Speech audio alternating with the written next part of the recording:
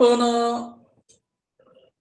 इयत्ता 8वी पूर्व माध्यमिक शिष्यवृत्ती परीक्षेला सर्व विद्यार्थी बसलेला आहात आणि आपल्याला सर्वांना माहिती आहे की आता आपण अंतिम टप्प्यात आलेलो आहोत। फेब्रुवारीमध्ये आपली परीक्षा आहे आणि त्याच्या अगोदर म्हणजे आता आपल्याला डिसेंबर एंडला आता आपला सिलेबस संपतोय। मराठीचे शेवटचे चॅप्टर आता हे राहिले। आतापर्यंत आपण न शिकलेले असे हे चॅप्टर आहेत।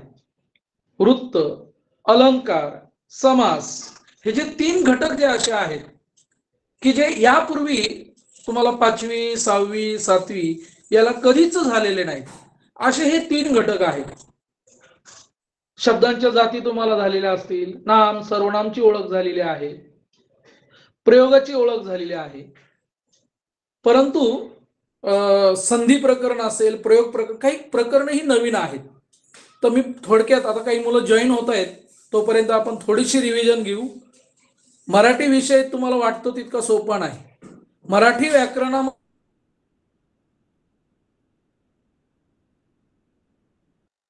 पेपर 1 प्रथम भाषा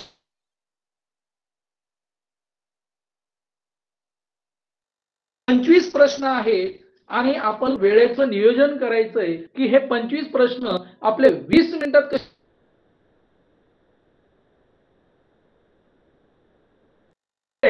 हे आपल्याला गणिताला येत आहे।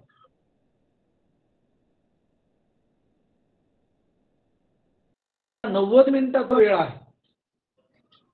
25 प्रश्न मराठीचे आहेत, 50 प्रश्न गणिताचे आहेत आणि त्यामुळं मराठी हा जो विषय आहे हा जास्तीत जास्त लवकरात लवकर आपला कसा पूर्ण होईल तो बघायचा आहे। तुम्हाला सगळ्यांना माहिती आहे आपल्याला प्रश्नपत्रिकेचे स्वरूप आहे, स्ट्रक्चर आहे, तोंडपाठ झालं पाहिजे। कोणत्या घटकावर प्रश्न आपल्याला विचारले जातील हे आपल्याला क्लिअर पाहिजे। मराठीचे 4च घटक आहेत। पहिला घटक आहे आकलन, दुसरा घटक आहे शब्द संपत्ती, तिसरा घटक आहे कार्यात्मक व्याकरण आणि चौथा घटक आहे सामान्य ज्ञान। आकलन तुम्हाला सगळ्यांना माहिती आहे, आकलनामध्ये उतारा, उतारावरील प्रश्न, कविता, कवितेवरील प्रश्न, संवाद, संवादावरील प्रश्न आणि सुसंगत वाक्यांचा परिच्छेद, या 4 उपघटकांपैकी कोणतेही 2 घटक येतात। एक तर कविता आणि उतारा असेल किंवा उतारा सुसंगत असं काही असू शकतं। 3 प्रश्न असतील म्हणजे पहिल्या घटकावर 6 प्रश्न आहेत हे लक्षात ठेवा। दुसरा घटक जो आहे तो शब्द संपत्ती। शब्द संपत्तीमध्ये 8 उपघटक आहेत। फार महत्वाचं आहे, आपल्याला पाठ झालं पाहिजे। समानार्थी शब्द, विरुद्धार्थी शब्द, शब्दसमूहाबद्दल एक शब्द, वाक्प्रचार, म्हण, शुद्ध अशुद्ध शब्द, पारिभाषिक शब्द, असे उपघटक 8 आहेत आणि 8 पैकी कोणत्याही 6 घटकांवर प्रश्न विचारले जातील। 2 घटक असे असतील की त्याच्यावर प्रश्न येणार नाही। म्हणजे त्या ठिकाणी तुम्ही लक्षात ठेवा, पहिल्या घटकावर 6 प्रश्न, दुसऱ्या घटकावर 6 प्रश्न, हे झाले आपले 12 प्रश्न। आणि सगळ्यात महत्वाचा जो घटक आहे घटक क्रमांक 3 कार्यात्मक व्याकरण, की ज्याच्यामध्ये उपघटक 13 आहेत आणि उपघटक 13 आहेत आणि प्रश्नांची संख्या आहे 11। म्हणजे पहिल्या घटकावर 6 प्रश्न, दुसऱ्या घटकावर 6 प्रश्न, तिसऱ्या घटकावर 11 प्रश्न आहेत। कार्यात्मक व्याकरण की ज्यामध्ये सुरुवात होते आपली वर्णमालेपासून। तुमचा झालेला आहे भाग वर्णमाला, वर्णमाला झाली म्हणजे वर्णविचार, वर्णविचार झालं की लगेच त्याला जोडून येतं संधी प्रकरण, त्याला जोडूनच येतं शब्दांच्या जाती, त्याला जोडून येतं विभक्ती, असे वेगवेगळे प्रकरण आपल्याला येतात। म्हणजे असे 13 उपघटक आहेत आणि 13 उपघटकांपैकी आजचा आपला हा घटक आहे। 13 पैकी अलंकार, वृत्त हे आपले 2 घटक आजच्या विषय आहेत। आणि चौथा जो मेन घटक आहे सामान्य ज्ञान, इयत्ता 1ली पासून तर इयत्ता 8वी पर्यंत तुम्हाला जे काही मराठीचं म्हणजे जे काही लेखक कवी आहेत त्यांची टोपण नावं, त्यांनी लिहिलेली पुस्तकं, त्यांना मिळालेले पुरस्कार, हाही आपला पुढचा उद्याचा तास आहे। कवी, लेखक, त्यांची टोपण नावे, त्यांच्याशी संबंधित म्हणजे सामान्य ज्ञानावर तो उद्याचा घटक आहे। तर त्याच्यावरही 2 प्रश्न विचारले जातात।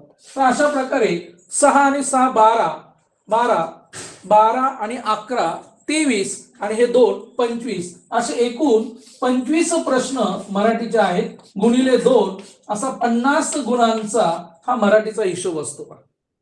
सगळ्यात महत्वाचं, तुम्ही 8वीला आहात, तुम्हाला माहिती पाहिजे, आता तुमचा एखादा सराव पण झालेला असेल मराठीमध्ये किंवा म्हणजे पूर्ण पेपरमध्ये किमान 15% असे प्रश्न असतील की ज्यांची उत्तर तुम्हाला 2 नोंदवायचे आहेत. 5वीला नव्हतं हे, पण 8वीला आहे, हे काळजी घ्या. 2 प्रश्नांची उत्तर तुम्हाला, म्हणजे असे काही प्रश्न आहेत 2 म्हणजे किमान 15%, म्हणजे मराठीमध्ये कमीत कमी 4 ते 5 प्रश्न असतात, गणितात काही असतात, किमान 15 म्हणजे 75 पैकी 15, म्हणजे 100 पैकी 15 तर 75 पैकी किती, किमान म्हटलं म्हणजे कमीत कमी. तर लक्षात घ्या. तर हा झाला. आता आपण सुरुवात करू अलंकार या प्रकरणाला. इकडे लक्ष द्या, अलंकार. त्याच्या अगोदर तुम्ही पाहिलं असेल समास प्रकरण पाहिलं असेल, संधी प्रकरण पाहिलं असेल. संधी एक आवृत्ती घेतो तुमची. संधी म्हणजे काय तुम्हाला सगळ्यांना माहिती आहे, वर्णांचं एकीकरणाला संधी म्हणतात. वर्णांच्या एकीकरणाला संधी म्हणतात आणि शब्दांच्या एकीकरणाला समास म्हणतात. हे पुन्हा लक्षात ठेवा, परीक्षेला कधी कधी प्रश्न विचारला जातो. वर्णांच्या एकीकरणाला टिंबटिंब म्हणतात, पर्याय दिलेले असतात. वर्णांचं एकीकरण, 1 पर्याय 1 नंबर, संधी 2, समास 3, सामासिक विग्रह, असं काही 4 पर्याय दिलेले असतात. तर आपल्याला सांगता आलं पाहिजे. आता अलंकार म्हणजे काय?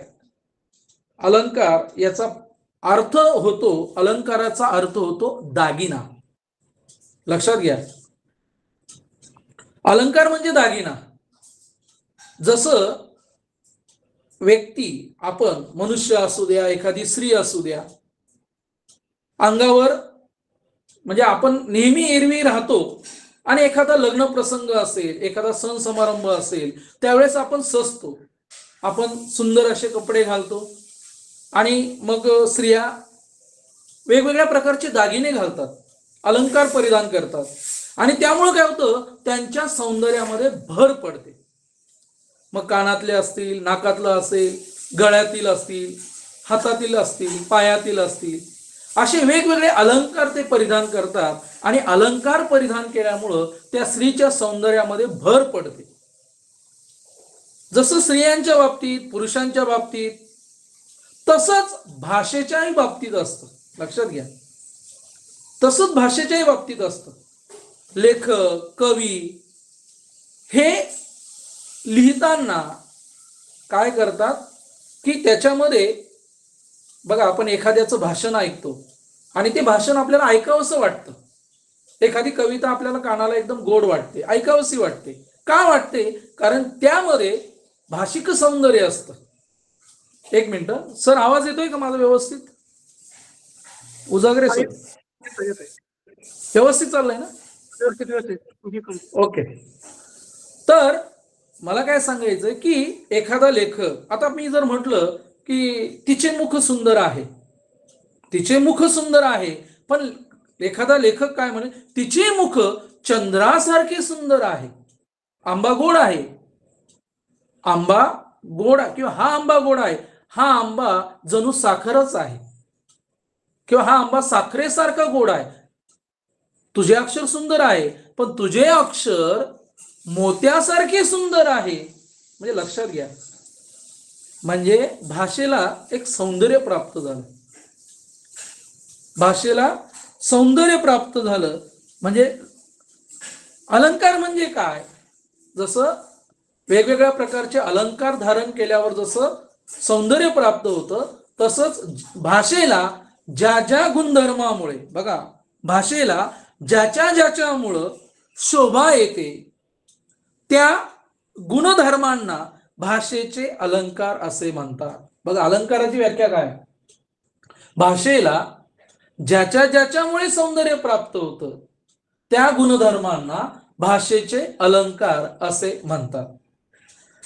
आता अलंकाराचे मुख्य 2 प्रकार आहेत. आपण आता पटपट घेऊ, फक्त मेन परीक्षेच्या दृष्टीने काय महत्वाचं आहे ते मी तुम्हाला सांगतो. भाषेचे अलंकाराचे मुख्य 2 प्रकार पडतात, एक शब्दालंकार आणि 2 अर्थालंकार. बघा, मी आधीच फळ्यावर लिहून ठेवलंय, शब्दालंकार आणि अर्थालंकार. अलंकाराचे मुख्य 2 प्रकार पडतात. दिसतंय सगळ्यांना? शब्दालंकार, अर्थालंकार. उजागरे सर मधून मधून मला हे द्या, रिएक्शन देत चला, म्हणजे विद्यार्थी आहेत असंच माहिती होईल. शब्दालंकार आणि अर्थालंकार, आता आपण एक एक बघू. शब्दालंकार कशाला म्हणतात बघा. शब्दालंकार म्हणजे पद्यामध्ये, आता अलंकार दोन्ही मध्ये आहे, पद्यामध्ये आणि गद्यामध्ये पण आहे. पद्यामध्ये शब्दांची किंवा अक्षरांची पुनरुक्ती झाली की त्याला एक नाद माधुर्य प्राप्त होतं किंवा एक सौंदर्य प्राप्त होतं. म्हणजे शब्द चमत्कृती ज्या ठिकाणी असते, जिथं शब्द चमत्कृती असते तेव्हा शब्दालंकार होतो बघा. म्हणजे पद्यामध्ये किंवा गद्यामध्ये अक्षरांची पुनरुक्ती झाली की त्याला एक नाद माधुर्य प्राप्त होतं. अशी शब्द चमत्कृती ज्यामध्ये असते त्याला शब्दालंकार, म्हणजे शब्द चमत्कृती असते तेव्हा त्याला शब्दालंकार असं म्हणतात. शब्दालंकाराचे प्रकार बघा. यमक अलंकार, अनुप्रास अलंकार, श्लेष अलंकार, हे शब्दालंकाराचे प्रकार आहेत. म्हणजे शब्दालंकारामध्ये यांचा समावेश होतो, यमक, अनुप्रास, श्लेष. आणि अर्थालंकार म्हणजे काय? अर्थचमत्कृती असते. अर्थालंकार म्हणजे काय लक्षात घ्या. अर्थालंकारामध्ये काय असतं, आपण अर्थालंकार जेव्हा पाहू तेव्हा पाहू, पण लक्षात घ्या अर्थालंकारामध्ये काय असतं की दोन सुंदर वस्तू असतात आणि दोन सुंदर वस्तूंमधील साम्य त्या ठिकाणी दर्शवलेलं असतं आणि अर्थचमत्कृती केलेली असते. दोन वस्तू म्हणजे अर्थालंकारामध्ये दोन गोष्टी महत्वाच्या आहेत, म्हणजे दोन वस्तू महत्वाच्या आहेत. कोणत्याही दोन वस्तू आणि त्यांच्यामधली तुलना, त्यांच्यामधला विरोध, त्यांच्यामधला वाजवीपणा त्या ठिकाणी दर्शवलेला असतो. म्हणजे तिथं अर्थ चमत्कृती असते म्हणून अर्थालंकार, आणि इथं शब्द चमत्कृती असते म्हणून शब्दालंकार. म्हणजे इथं अर्थाला महत्व आहे. मग अर्थालंकाराचे प्रकार काय आहेत बघा. उपमा अलंकार, उत्प्रेक्ष अलंकार, रूपक अलंकार, अपुनहुती अलंकार, व्यतिरेक अलंकार, चेतन गुणोक्ती अलंकार, भरपूर आहेत. पण इयत्ता 8वीला आपल्याला सिलेबसमध्ये स्कॉलरशिपला फक्त 3च अलंकार आहेत. मी ज्या ठिकाणी टिक केले बघा. यमक अलंकार. शब्दालंकारामध्ये आपल्याला एकच बघायचं आहे. सिलेबसमध्ये इयत्ता 8वीच्या पुस्तकामध्ये यमक आणि अनुप्रास दोघांची माहिती आहे. आणि अर्थालंकारामध्ये उपमा आणि उत्प्रेक्षा या दोघांचीही माहिती आहे. त्यामुळं आपल्याला अभ्यास करताना ह्या तीनही अलंकारांचा आपल्याला अभ्यास करायचा आहे. यमक, उत्प्रेक्षा, उपमा आणि उत्प्रेक्षा. तर शब्दालंकार आणि अर्थालंकार. शब्दालंकारामध्ये एकच प्रकार. परीक्षेला कधी कधी असा प्रश्न विचारला जातो, खालीलपैकी शब्दालंकार कोणता? मग तिथे दिलेला असतो यमक, उत्प्रेक्षा, उपमा किंवा रूपक.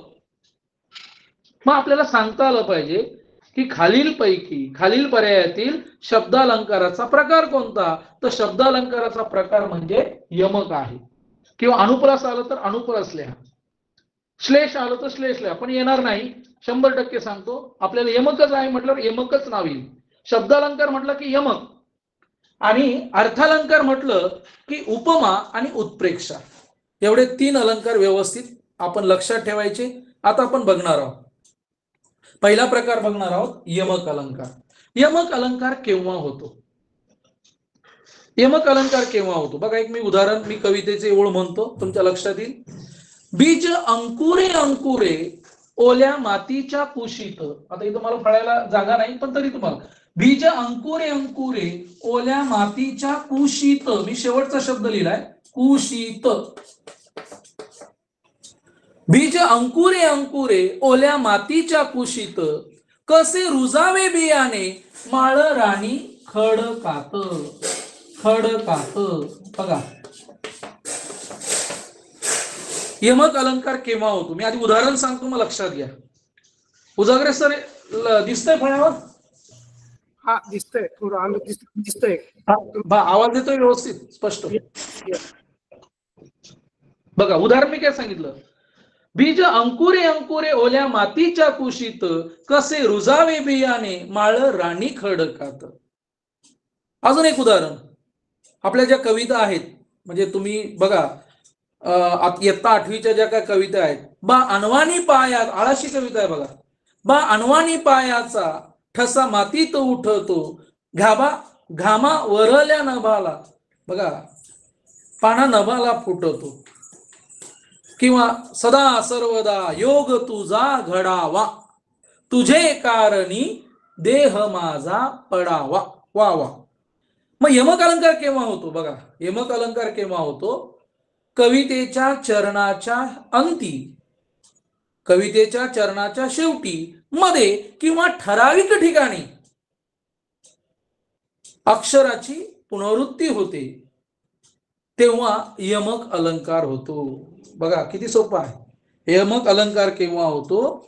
तर यमक अलंकार केव्हा होतो? कवितेच्या चरणाच्या शेवटी, मध्ये, ठराविक ठिकाणी अक्षराची पुनरावृत्ती होते. अर्थ वेगळा असू शकतो, अर्थाचा काही संबंध आहे. बघा इथं कुशीत त, खडकात त, आपण लक्षात ठेवा फक्त. म्हणजे कवितेच्या चरणाच्या शेवटी, मध्ये, ठराविक ठिकाणी अक्षराची पुनरावृत्ती झाली तर समजायचं तो यमक अलंकार आहे. म्हणजे यमक अलंकार ओळखायला फार सोपा. परीक्षेला कधी कधी कवितेची ओळ दिली जाते आणि विचारलं जातं की खालील ओळीत कवितेची ओळ दिली जाते आणि विचारलं जातं कवितेतील ओळीतील अलंकार ओळखा. मग आपल्याला ओळखता आलं पाहिजे चरणाच्या अंती ठराविक ठिकाणी तेच तेच शब्द आहेत का? तेच तेच शब्द असेल तर आपल्या लक्षात आलं पाहिजे की तो अलंकार कोणता आहे. तर तो अलंकार कोणता आहे तर आपल्याला कळलं पाहिजे तो यमक आहे. म्हणजे यमक अलंकाराची व्याख्या अतिशय सोपी आहे. यमक अलंकार म्हणजे पुन्हा एकदा लक्षात घ्या, यमक अलंकार म्हणजे काय? कवितेच्या चरणाच्या शेवटी, मध्ये किंवा ठराविक ठिकाणी एक किंवा अनेक अक्षर वेगळ्या अर्थाने आल्यास तेव्हा यमक अलंकार होतो. कवी यशवंतांची कविता आहे, आई तुझ्या पुढे मी आहे अजून ताना, शब्दात सोड माझ्या आता हळूच पाना.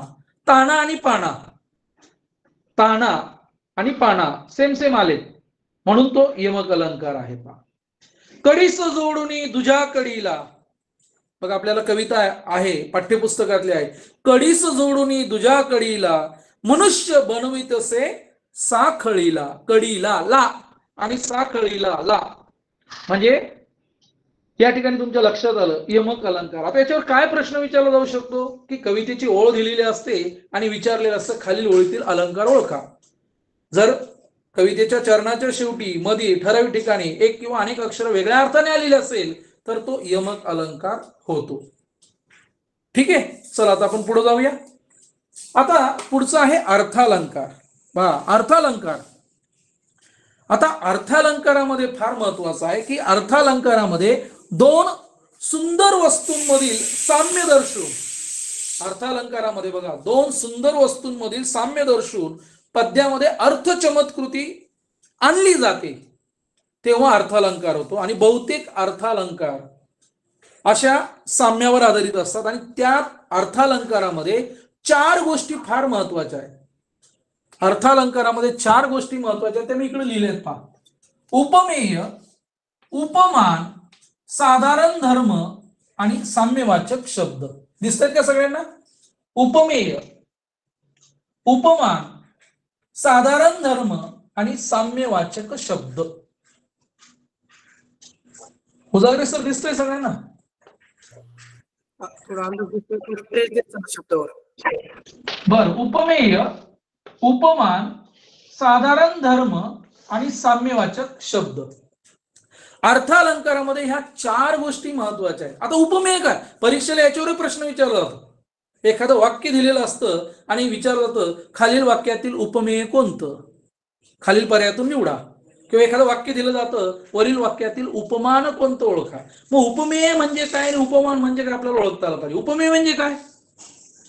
लेखक किंवा कवी ज्याची ज्याचं वर्णन केलेलं असतं किंवा ज्याची तुलना करावयाची आहे. उदाहरणार्थ, त्याचे अक्षर मोत्यांसारखे सुंदर आहे. मग या ठिकाणी लेखकाला कोणाची तुलना करायची आहे? अक्षराची.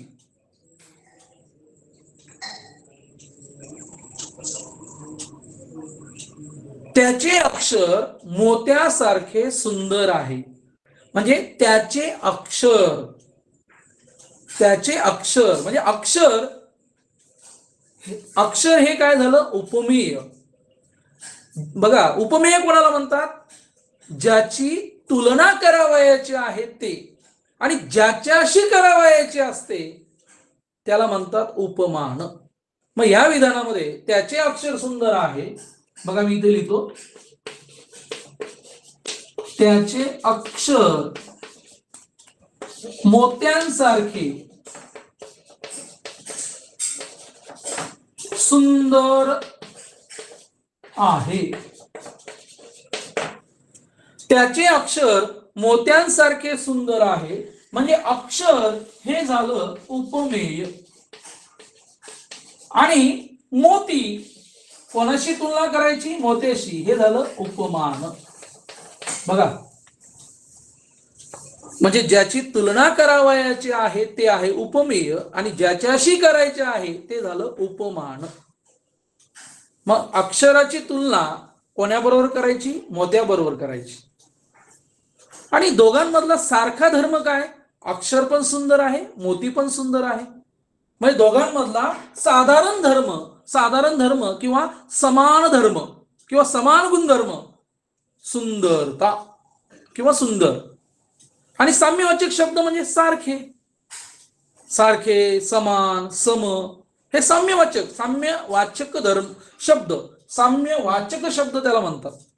म्हणजे त्याचे अक्षर सुंदर आहे या वाक्यामध्ये उपमेय झालं अक्षर, उपमान झालं मोती, सुंदर हे झालं समान धर्म दोघांमधला आणि सारखे हे झालं साम्यवाचक शब्द.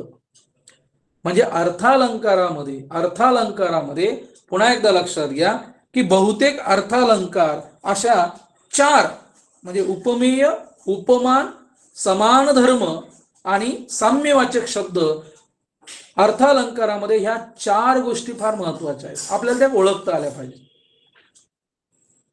आणखीन एक उदाहरण घेतो. भरपूर उदाहरण आहेत आपल्याकडं, काय अडचण नाही.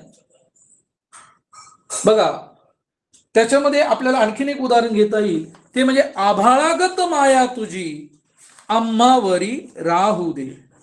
आभाळागत माया तुझी आम्हावरी राहू दे या वाक्यामध्ये आता तुमच्या सहज लक्षात येईल की या वाक्यामध्ये आभाळागत माया तुझी म्हणजे कोणाची? आपण देवाला उद्देशून. म्हणजे लेखकाला कोणाशी तुलना करायची? देवाची, देव. आणि कोणाशी करायचे? ज्याची तुलना करायची आहे ते उपमेय. आणि कोणाशी करायची? आभाळाशी. आता सगळ्यांना माहिती आहे की याच्यात साम्यवाचक शब्द काय? गत. आभाळागत म्हणजे आभाळासारखी माया तुझी आमच्यावर असू दे. म्हणजे या ठिकाणी आणि दोघांमधलं समान धर्म काय आहे? तर देव मायाळू आहे, आभाळ म्हणजे अशा प्रकारे मन कसं उदार आहे, आभाळाचं मन. तर अशा प्रकारे आणखीन एक उदाहरण, आईचे प्रेम म्हणजे जणू सागरच. आईचे प्रेम म्हणजे जणू सागरच. मग लेखकाला कोणाचं वर्णन करायचं, कोणाची तुलना करायची आहे? कोणाची तुलना करावयाची आहे? तर आईच्या प्रेमाची. आईचे प्रेम म्हणजे जणू सागरच. मग उपमेय झालं आईचं प्रेम. मग तुलना कोणाशी करायची? सागराशी. मग आईचं प्रेम म्हणजे जणू सागरच म्हणजे सागर हे झालं काय झालं? उपमान. आणि जणू हा शब्द जो आहे हा साम्यवाचक शब्द आहे. आणि समान धर्म म्हणजे काय? आईचं प्रेम आणि सागराचं प्रेम. सागर कसा अथांग असतो तसं आईचं प्रेम सुद्धा अथांग आहे. आईच्या प्रेमाला म्हणजे मर्यादा नाही. म्हणजे या ठिकाणी हेच सांगायचं आहे. म्हणजे पुन्हा एकदा लक्षात घ्या की आपल्याला कोणतंही वाक्य आलं तर त्या वाक्यातलं उपमेय कोणतं, उपमान कोणतं आणि त्यातला साम्यवाचक शब्द कोणता हे ओळखता आलं पाहिजे. तरच आपल्याला तो अलंकार ओळखता येईल. अर्थालंकार. म्हणजे अर्थालंकारामध्ये ह्या 4 गोष्टी फार महत्वाच्या आहेत. आणि म्हणून आता अर्थालंकारामध्ये आपल्याला 2 प्रकार बघायचे, एक उपमा अलंकार आणि 2 उत्प्रेक्षा अलंकार. फार महत्वाचा आहे. आता आपण बघू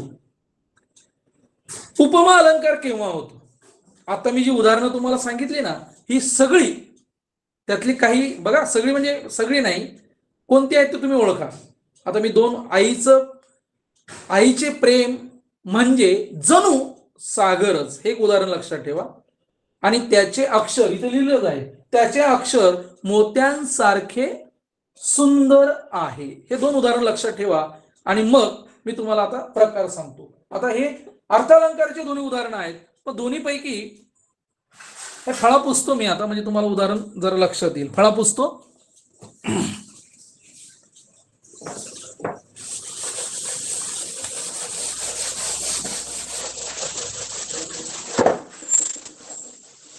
बघा इथं उदाहरण लिहितो बघा. आईचे प्रेम म्हणजे जणू सागरच आणि त्याचे अक्षर मोत्यांसारखे सुंदर आहे. आता हे 2 उदाहरण आहेत, हे 1 नंबर, हे 2 नंबर. आता आपल्याला अर्थालंकार पाहायचा, त्यातला आपण पहिला पाहणार आहोत उपमा. उपमा अलंकार. उपमा अलंकार म्हणजे काय लक्षात घ्या. उपमा अलंकार म्हणजे काय, उपमेय हे उपमानासारखे आहे असे जिथं वर्णन केलेलं असतं तेव्हा उपमा अलंकार होतो. बघा किती सोपी व्याख्या आहे. उपमेय हे उपमानासारखे आहे. बघा, सारखेपणा दाखवल्याशिवाय उपमा अलंकार होत नाही, हे स्पष्ट आहे. सारखेपणा, उपमा अलंकारामध्ये सारखेपणा दाखवावा लागतो. सारखेपणा दाखवल्याशिवाय उपमा अलंकार होत नाही. मग साम्यवाचक शब्द कोणते ते लक्षात ठेवा. उपमा अलंकारामध्ये सारखा, जसा, जेवी, सम, सदृश्य, वाणी, जसे, तसे, प्रमाण, गत, परी, समान यांसारखे साम्यवाचक शब्द येतात. बघा पुन्हा एकदा लक्षात, हे फार महत्वाचं आहे. म्हणजे उपमा अलंकारामध्ये, म्हणजे उपमा अलंकार केव्हा होतो बघा इथं बघा, हे दुसरं उदाहरण जे आहे हे उपमा अलंकाराचं आहे. त्याचे अक्षर मोत्यांसारखे सुंदर आहे. म्हणजे अक्षर हे मोत्यांसारखं आहे. म्हणजे उपमेय हे उपमानासारखे आहे असं जिथं वर्णन केलेलं असतं, उपमेय हे उपमानासारखे आहे असं जिथं वर्णन केलेलं असतं तेव्हा उपमा अलंकार होतो. म्हणजे इथं बघा, सारखे हा साम्यवाचक शब्द आलाय. म्हणजे सारखे, समान, गत, परी, सदृश्य, लक्षात घ्या, जेवी, सम, वाणी, जसे, तसे हे साम्यवाचक शब्द येतात तेव्हा उपमा अलंकार होतो. तुम्हाला हे साम्यवाचक शब्द पाठ झाले कवितेच्या ओळीत किंवा एखाद्या गद्याच्या ओळीत, तुम्हाला जर गत दिसला, परी दिसला, मरावे परी कीर्ती रूपे उरावे, परी उपमा अलंकार लिहून टाकायचं. तिचे मुख चंद्रासारखे सुंदर आहे. चंद्रासारखे, सारखे, झाले बहु, होतील बहु, परंतु या सम, हा सम समजून घ्या. म्हणजे म्हणजे उपमा अलंकारामध्ये सारखा, जसा, जेवी, सम, सदृश्य, वाणी, जसे, तसे, प्रमाण, गत, परी यांसारखे साम्यवाचक शब्द येतात तेव्हा उपमा अलंकार होतो. आता पुढचा प्रकार आहे तो म्हणजे उत्प्रेक्षा. उत्प्रेक्षा बघा, उत्प्रेक्षा, उत्प्रेक्षा याचा अर्थ काय आहे. उत्प्रेक्षा म्हणजे कल्पना. आधी लक्षात ठेवा, उत्प्रेक्षा म्हणजे कल्पना. उत्प्रेक्षा या शब्दाचा अर्थ आहे कल्पना. म्हणजे उत्प्रेक्षा अलंकार केव्हा होतो हे पहिलं उदाहरण लक्षात घ्या. आईचे प्रेम म्हणजे जणू सागरच. म्हणजे इथं लक्षात येईल तुमच्या की उपमेय हे उपमानासारखे नसून ते उपमानच आहे. म्हणजे उपमेय जणू उपमानच आहे असं जिथं वर्णन केलेलं असतं तेव्हा उत्प्रेक्षा अलंकार होतो. बघा, उत्प्रेक्षा अलंकार केव्हा होतो? उपमेय हे जणू उपमानच आहे असं जिथं वर्णन केलेलं असतं तेव्हा उत्प्रेक्षा अलंकार होतो. म्हणजे इथं बघा, आईचं प्रेम हे आहे उपमेय आणि कोणाशी तुलना केली? सागराशी. म्हणजे हे झालं उपमान. आता ह्या वाक्यामध्ये काय कळतंय की हे उपमेय नाही, हे उपमानच आहे. आईचं प्रेम दुसरं तिसरं काही नाही, तो सागरच आहे. आईचं प्रेम म्हणजे जणू सागरच. मग उपमेय हे उपमानासारखे आहे असं जिथं वर्णन केलेलं असतं तेव्हा उत्प्रेक्षा अलंकार होतो. मग उत्प्रेक्षा अलंकारामध्ये साम्यवाचक शब्द कोणते आहेत बघा? जणू, जणू काय, गमे, भासे, वाटे, की. बघा, जणू, जणू काय, गमे, भासे, वाटे, की. हे साम्यवाचक शब्द जेव्हा येतात तर समजून घ्यायचं जणू शब्द आला, जणू काय शब्द आला, भासे, वाटे, की हे शब्द आले तर समजून घ्यायचं तो उत्प्रेक्षा अलंकार आहे. आणखी एक उदाहरण बघा, ती गुलाबी उषा, ती गुलाबी उषा म्हणजे परमेश्वराचे प्रेम जणू. बघा, इथं जणू आलंय. मग या वाक्यामध्ये कोणाचं वर्णन, तुलना कोणाची करायची आहे? तुलना ज्याची करावयाची आहे ते असतं उपमेय. म्हणजे गुलाबी उषा, गुलाबी उषेचं कवीला ती गुलाबी उषा, ती गुलाबी उषा म्हणजे परमेश्वराचं प्रेम जणू. उपमान काय आहे? परमेश्वराचं प्रेम. आणि जणू हा काय झाला? साम्यवाचक शब्द. मग ती गुलाबी उषा नसून ते परमेश्वराचं प्रेमच आहे. म्हणजे उपमेय हे उपमानासारखेच आहे. बघा, म्हणजे उपमा अलंकारामध्ये काय असतं? उपमेय हे उपमानासारखे आहे असं जिथं वर्णन केलेलं असतं.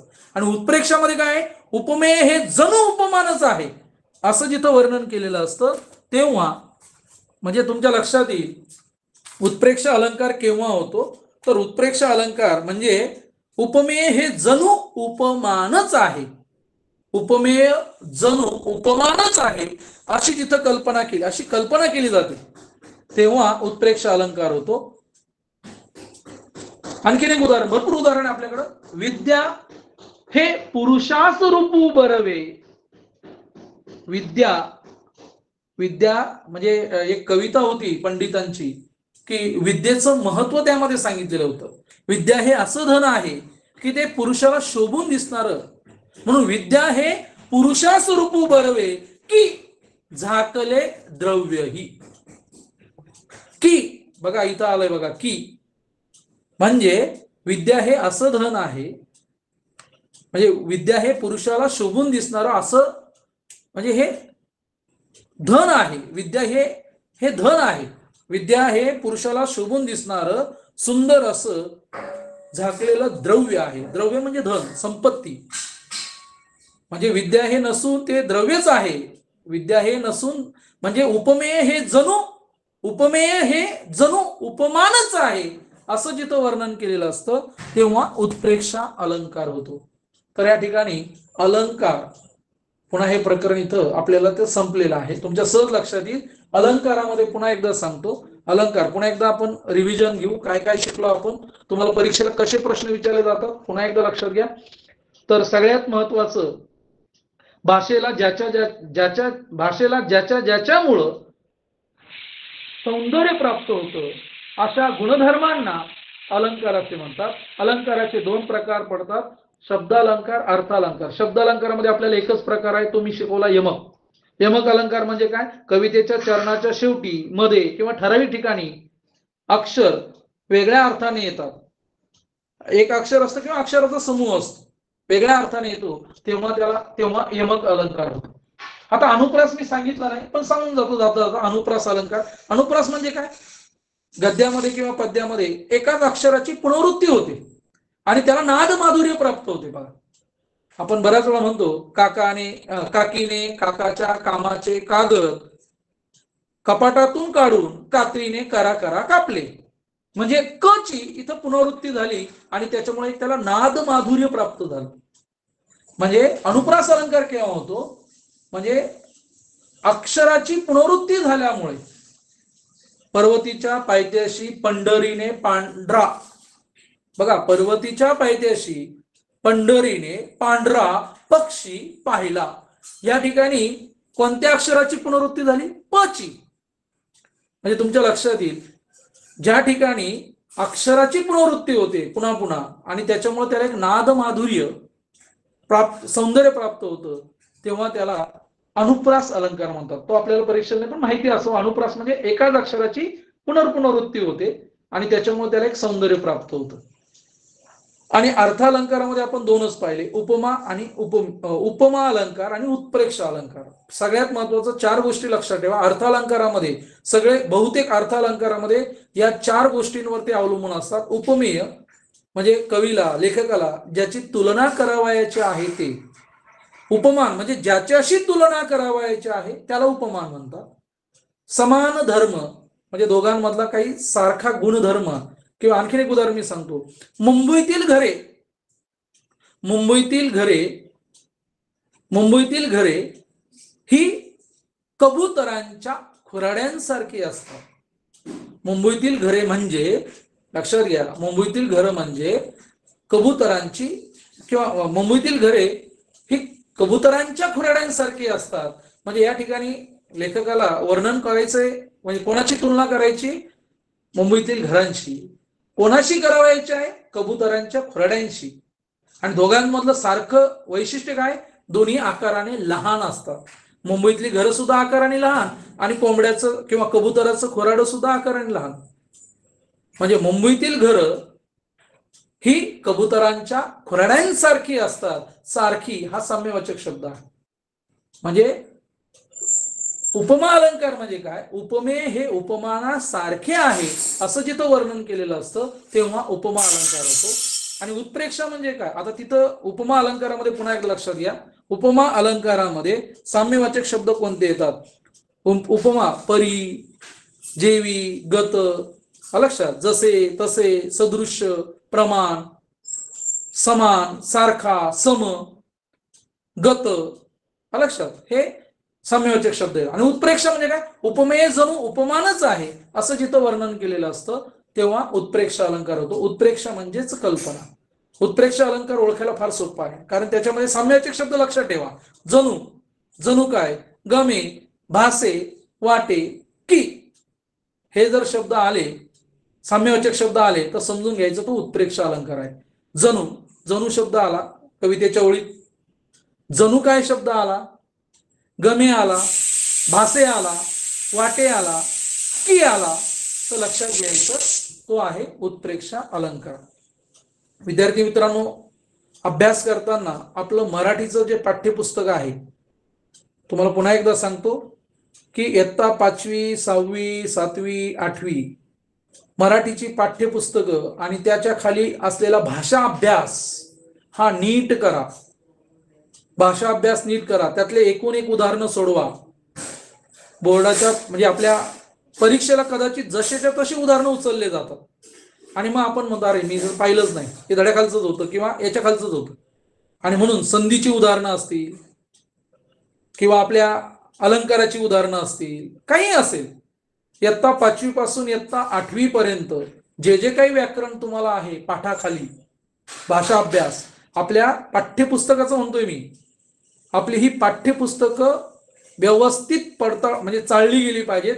त्यांच्या खालचं सगळं व्याकरण आपण व्यवस्थित सोडवलं पाहिजे. ते फार महत्वाचं आहे.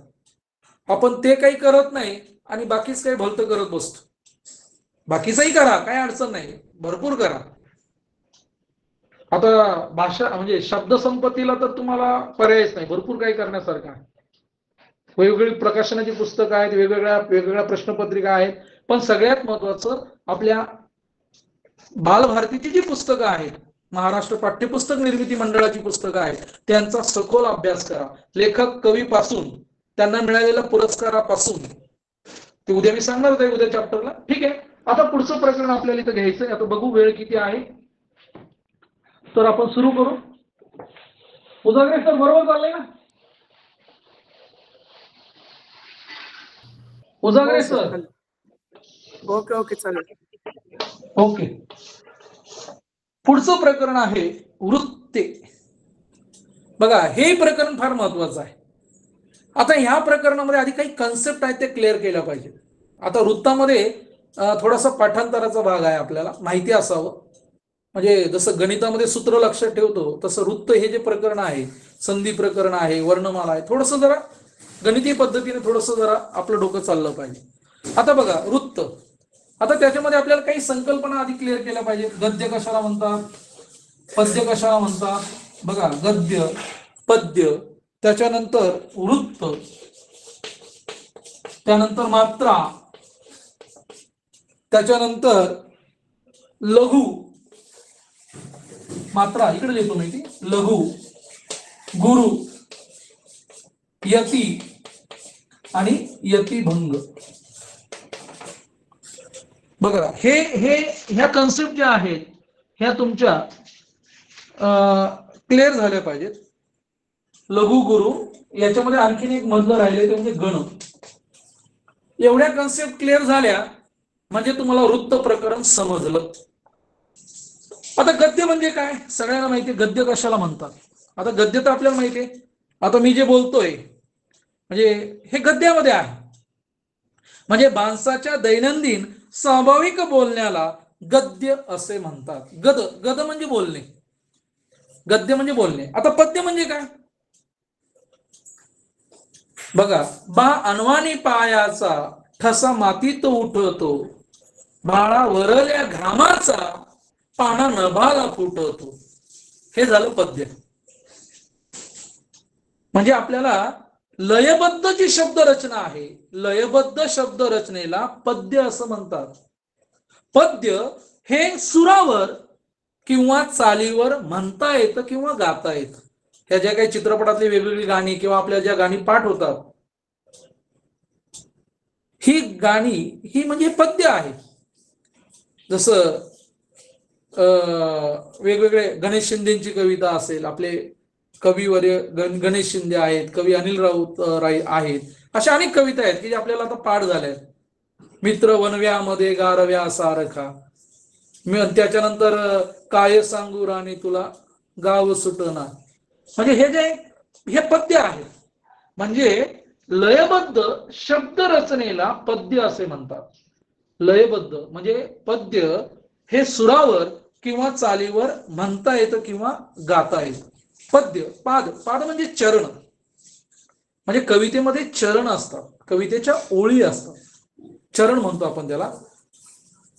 आता वृत्त, गद्य म्हणजे माणसाचं स्वाभाविक बोलणं, पद्य म्हणजे लयबद्ध अशी शब्द रचना, लयबद्ध शब्द रचनेला पद्य म्हणतो. आता वृत्त, वृत्ताला दुसरं नाव आहे छंद. वृत्ताला दुसरं नाव आहे छंद. बघा, आता पद्याच्या विशिष्ट अशा शब्द रचनेला वृत्त असे म्हणतात. हे फार महत्वाचं आहे. वृत्त म्हणजे काय, आता कोणतीही कवितेची ओळ घ्या तुम्ही. जर कवितेची ओळ घेतली तर त्या कवितेच्या पहिल्या चरणात आणि दुसऱ्या चरणामध्ये अक्षरांची संख्या सारखी असते. बघा, मी जर आता म्हटलं सदा सर्वदा योग तुझा घडावा, तुझे कारणी देह माझा पडावा. कवितेच्या चरणामध्ये अक्षरांची संख्या सारखी, लघु गुरुचा क्रम सुद्धा सारखा असतो. पहिल्या चरणात जो आहे तोच दुसऱ्या चरणात. नंतर आपण पुढे पाहणार आहोत प्रकार आहेत वृत्ताचे, पण तुम्हाला सांगतो वृत्त म्हणजे काय, तर पद्याच्या विशिष्ट अशा शब्द रचनेला वृत्त किंवा छंद असे म्हणतात. म्हणजे पद्याची विशिष्ट अशी शब्द रचना असते. कवितेच्या चरणात ओळीत अक्षरांची संख्या सारखी असते, लघुगुरूचा क्रम सारखा असतो. काही वेळेस अक्षरांची संख्या सारखी नसते, पण त्यांच्यातले मात्रांची संख्या सारखी असते. मात्रा. मात्रा कशाला म्हणतो वगैरे ती पुढे येणार आहे, म्हणून मी तुम्हाला सांगतो. वृत्त म्हणजे काय एवढं लक्षात घ्या. पद्याची विशिष्ट अशी शब्दरचना असते. पद्याच्या विशिष्ट अशा शब्दरचनेला वृत्त असे म्हणतात. मग पुढची कन्सेप्ट आहे मात्रा. हे फार महत्वाचं आहे. मात्रा. मात्रा कशाला म्हणतात बघा. मात्रा म्हणजे एखादं अक्षर उच्चारण्यासाठी लागणारा जो कालावधी आहे त्यास मात्रा असे म्हणतात. बघा मात्रा म्हणजे काय. एखाद्या अक्षराचा उच्चार करण्यासाठी जो कालावधी लागतो म्हणजे वेळ लागतो त्याला मात्रा असे म्हणतात. आणि अक्षरांमध्ये दोनच मात्रा आहेत, ह्रस्व आणि दीर्घ. ह्रस्व आणि दीर्घ असे दोनच उच्चार आहेत. आणि सामान्य भाषेमध्ये आपण त्याला ह्रस्व आणि दीर्घ असंच म्हणतो. पण पद्याच्या भाषेत त्याला लघु आणि गुरु म्हणतात. बघा म्हणजे अक्षरांचे उच्चार दोनच आहेत. अक्षरांचे उच्चार ह्रस्व उच्चार आणि दीर्घ उच्चार. तुम्हाला सगळ्यांना माहिती आहे, आपण वर्णविचार हे प्रकरण पाहताना हा एक मुद्दा गेलेला आहे आपल्याला. मुखावाटे उच्चारल्या जाणाऱ्या मूळ ध्वनींना वर्ण असे म्हणतो. आणि उच्चाराच्या आधारे वर्णांचे 3 प्रकार पडतात, स्वर, स्वरादी आणि व्यंजन. स्वरामधले उपप्रकार आहेत. ह्रस्व स्वर, ज्या स्वरांचा उच्चार आखूड होतो किंवा ज्या स्वरांचा उच्चार करायला कमी वेळ लागतो त्याला ह्रस्व स्वर म्हणतात. आणि ज्यांचा उच्चार करायला अधिक वेळ लागतो किंवा ज्यांचा स्वर म्हणजे लांबट होतो त्याला दीर्घ स्वर असे म्हणतात. म्हणजे अक्षरांचे दोनच उच्चार आहेत, ह्रस्व आणि दीर्घ. मग त्याला आपण ह्रस्व स्वर आणि दीर्घ स्वर असं म्हणतो. आणि कवितेच्या भाषेत त्यालाच काय म्हणतात, लघु आणि गुरु. ह्रस्व म्हणजे लघु आणि दीर्घ म्हणजे गुरु, हे लक्षात घ्या. मात्रा म्हणजे काय, गाळेला कधी कधी परीक्षेला याच्यावर प्रश्न विचारला जातो. एखादं अक्षर उच्चारण्यासाठी जो कालावधी लागतो त्याला टिंबटिंब असे म्हणतात. तर त्याला गण म्हणतात, यती म्हणतात, मात्रा म्हणतात किंवा वृत्त म्हणतात. तर सांगता आलं पाहिजे एखादं अक्षर एखाद्या अक्षराचा उच्चार करण्यासाठी जो कालावधी लागतो त्यास मात्रा असे म्हणतात. आणि कवितेच्या भाषेत त्याला लघु किंवा गुरु असं म्हणतात. लघु आणि गुरु हे लक्षात घ्या. आता लघु कशाला म्हणतात हे बघा. आता हे लघु. आता तुम्हाला ह्रस्व स्वर सगळ्यांना माहिती आहेत. ह्रस्व स्वर कोणते आहेत बघा. अ, इ, उ, ऋ. बघा ह्रस्व स्वर अ, इ, उ, ऋ. आणि नव्याने ऍड झालेला आहे तो म्हणजे ऍ. बघा ऍ आणि अ नव्याने ऍड झालेले. ऍ आणि अ हे लक्षात ठेवा. तर ह्रस्व स्वर आहे. पुन्हा एकदा लक्षात घ्या, ऍ आणि अ. आता तुमच्या लक्षात येईल की अ, इ, उ, ऋ हे जे ह्रस्व स्वर आहेत हे ह्रस्व स्वर पुन्हा एकदा लक्षात घ्या, उच्चारल्या जाणाऱ्या स्वरास किंवा आता याच्यामध्ये बघा क ला पहिली लाईन टिकी, क ला पहिला उकार कु, क मध्ये मिसळला क्रू, क वर अर्धचंद्र क्या. म्हणजे तुमच्या लक्षात येईल लघु म्हणजे काय. तर अ, इ, उ, ऋ या ह्रस्व उच्चारल्या जाणाऱ्या स्वरास किंवा त्या स्वरयुक्त अक्षरास म्हणजे ते मिसळलेले स्वरयुक्त अक्षरास. आता हा क मध्ये अ मिसळलाय तो पूर्ण उच्चाराचा. मी पाय मोडला लक्षात घ्या, पाय मोडला म्हणजे त्याचा अपूर्ण उच्चार, क मध्ये अ मिसळला म्हणजे त्याचा पूर्ण उच्चार. म्हणजे बघा लघु कशाला म्हटलेलं आहे, लघु. पुन्हा एकदा लक्षात घ्या, अ, इ, उ, ऋ ह्या ह्रस्व उच्चारल्या जाणाऱ्या स्वरास किंवा क, की, कु आणि कृ यांसारख्या स्वरयुक्त अक्षराला लघु अक्षरे असे म्हणतात. लघु अक्षर म्हणजे काय, लघु अक्षर म्हणजे ज्यांच्यामध्ये ह्रस्व स्वर मिसळलेले आहेत. ज्यांच्यामध्ये ह्रस्व स्वर मिसळलेले आहेत ते म्हणजे लघु अक्षरे. आणि सगळ्यात महत्वाचं लघु अक्षराची मात्रा एक समजली जाते आणि ते अर्धचंद्र याच्याने दाखवले जातात. इकडे लक्ष द्या, फळ्याकडे लक्ष द्या. म्हणजे लघु अक्षराची मात्रा एक घेतली जाते आणि ते अक्षर कशाने कसं दाखवलं जातं हे बघा या पद्धतीने यू, अर्धचंद्र, थोडस अर्धचंद्र. म्हणजे लघु अक्षर कवितेमध्ये आपल्याला दाखवायचे पुढं गण पाडताना 3-3 अक्षरांचा गट करायचा, ते पुढे बघणार आहोत. म्हणजे लघु अक्षर म्हणजे ऱ्हस्व असेल, ऱ्हस्व स्वरयुक्त असेल तर ते झालं लघु अक्षर. आता गुरु त्याच्या अगदी विरुद्ध. गुरु म्हणजे आपल्याला माहिती आहे म्हणजे जे दीर्घ स्वरयुक्त अक्षर आहेत. मग याच्यामध्ये आ, दीर्घ ई, दीर्घ उ, लक्षात घ्या, ए, ऐ, ओ, औ, म्हणजे दीर्घ उच्चारल्या जाणाऱ्या स्वरास किंवा कलाकाना का, कला दुसरी वेलांटी की, पुन्हा कला दुसरा उकार कु, कवर एक मात्रा के, केवर 2 मात्रे कै, कलाकाना एक मात्रा एक को आणि कला एक काना 2 मात्रे कौ. म्हणजे या स्वरयुक्त अक्षरास गुरु अक्षरे असे म्हणतात. म्हणजे जे दीर्घ स्वर आहेत, दीर्घ स्वर मिसळून तयार झालेले सर्व अक्षर हे गुरु अक्षर असतात. आणि गुरुची मात्रा लक्षात घ्या, गुरुची मात्रा ही 2 समजली जाते. गुरुची मात्रा ही 2 समजली जाते आणि संयोग चिन्ह, आडवी रेष, संयोग चिन्हाने ते दाखवले जातात. हे फार महत्वाचं आहे. संयोग चिन्हाने ते दाखवले जातात, लघु आणि गुरु, लघु आणि गुरु. त्यानंतर पुढचा आहे, पुढची कन्सेप्ट आहे आपली गण. गण. आता गण म्हणजे काय? गण म्हणजे कवितेतील अक्षर मोजण्याचं माप. बघा, गण म्हणजे कवितेतील अक्षर मोजण्याचं माप. म्हणजे पद्यातील जे चरण आहे त्या चरणातील अक्षरांचा लघुगुरुक्रम ठरवला जातो आणि वृत्ताची लक्षणं मांडण्याची जी पद्धत आहे. बघा, समजा एखादी कवितेची चरणाची ओळ घेतली, 3-3 अक्षरांचा एक गट केला जातो आणि त्यांचा लघुगुरुक्रम मांडला जातो. ती मांडण्याची जी पद्धत आहे त्यालाच गण असे म्हणतात. पुन्हा एक लक्षात, गण म्हणजे काय? तर गण म्हणजे कवितेतील अक्षर मोजण्याचं माप. कवितेतील अक्षर मोजण्याचं माप त्यालाच गण असे म्हणतात. म्हणजे पद्याच्या चरणातील लघुगुरुक्रम मांडून वृत्तांची लक्षणं ठरवली जातात. 3-3 अक्षरांचा एक एक गट करून ती मांडण्याची पद्धत आहे त्यालाच गण असे म्हणतात.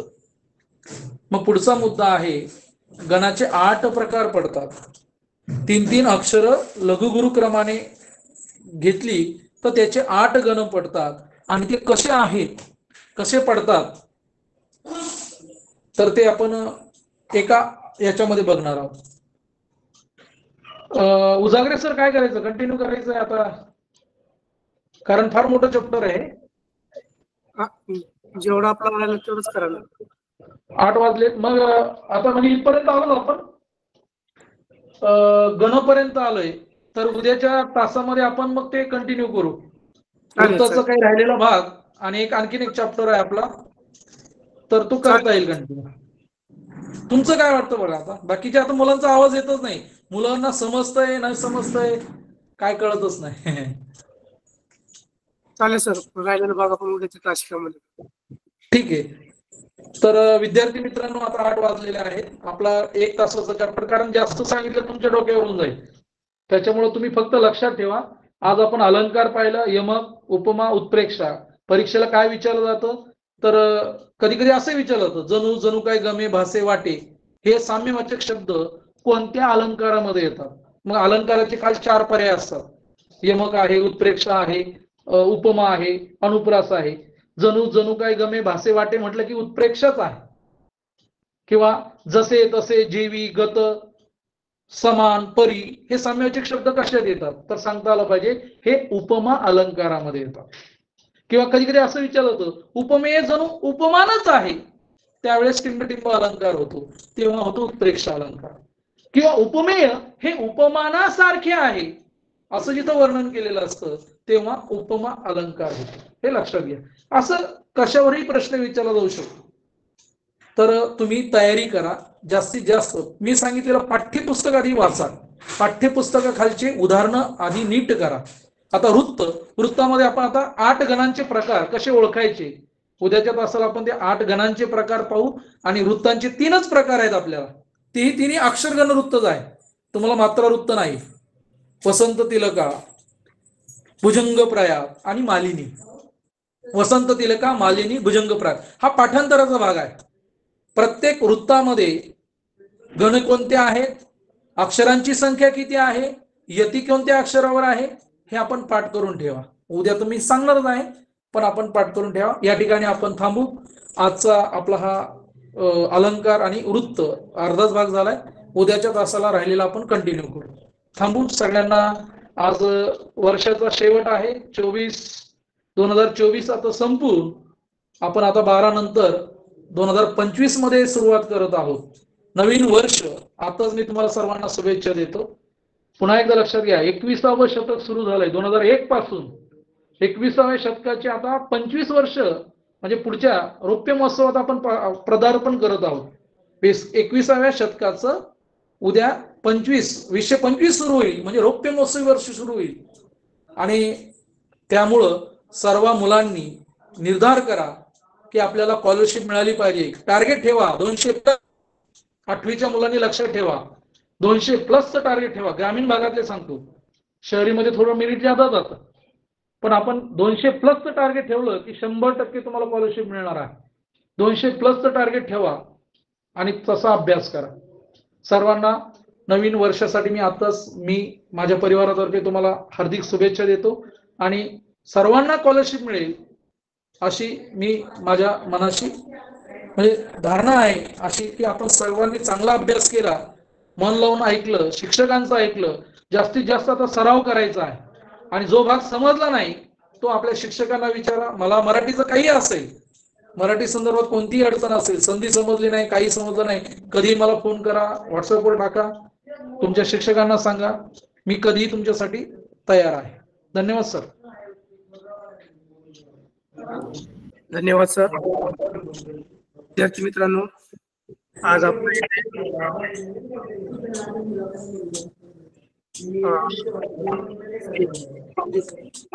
अतिशय चांगल्या प्रकारे आपला आनंद